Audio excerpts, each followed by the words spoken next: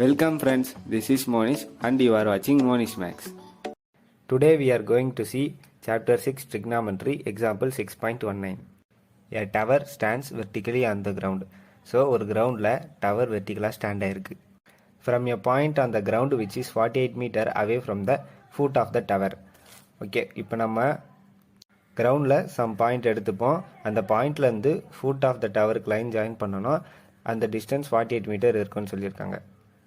The angle of elevation of the top of the tower is 30 degree. Top of the tower லந்து இந்த பாயிண்ட்க்கு line join பண்ணானா angle of elevation 30 degree. Find the height of the tower. So ஃபைனலா அவங்க height of the tower கேக்குறாங்க. இங்க இருந்து இந்த perpendicular distance தான் வந்து height. அத நம்ம வந்து h ன்னு எடுத்துக்கலாம். இப்போ இந்த ட்ரையாங்கிளுக்கு ABC ன்னு நேம் பண்ணிக்கிறேன்.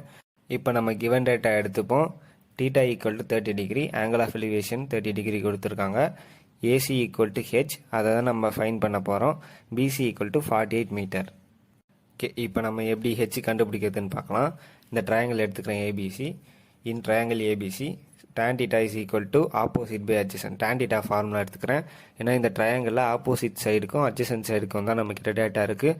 ஹைபாட்டனியஸ் சைடுக்கு டேட்டா இல்லை. அதனால் நான் sin θ ஃபார்முலாவும் cos θ ஃபார்முலாவும் எடுக்கல. ஸோ tan θ ஃபார்முலா எடுத்திருக்கேன். tan θ is equal to opposite by adjacent. இப்போ tan போட்டேன், θ 30 டிகிரி இருக்குது போட்டுட்டேன்.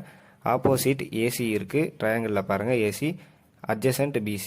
இப்போ tan θ வேல்யூ நமக்கு தெரியும் 1/√3 equal to AC value H இருக்குது, BC வேல்யூ 48 இருக்குது. இப்போ இது ரெண்டுத்தையும் நான் இன்டர்சேஞ்ச் பண்ணுறேன். So H/48 is equal to 1/√3. இப்போ டிவைடில் இருக்க 48 அந்த சைட் போனால் மல்டிப்ளை ஆகும். So 1 into 48 48. So H is equal to 48/√3.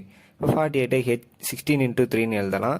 Next 3யை √3 into √3ன்னு எழுதலாம். ஸோ √3 கேன்சல் பண்ணிட்டோன்னா நமக்கு H is equal to 16√3 metre ஃபைனலாக ஆன்சர் வந்துடும். இப்போ கொஸ்டினில் 48 மீட்டர்னு மென்ஷன் பண்ணியிருக்காங்க. ஸோ நம்மளும் மீட்டர்னு மென்ஷன் பண்ணணும். கரெக்டாக யூனிட் மெயின்டைன் பண்ணணும். அங்கே சென்டிமீட்டர் மென்ஷன் பண்ணால் நம்மளும் இங்கே சென்டிமீட்டர் மென்ஷன் பண்ணணும். ஸோ லாஸ்ட்டாக ஃபைனலாக the height of the tower is 16√3 மீட்டர்னு எழுதிருந்தோம்.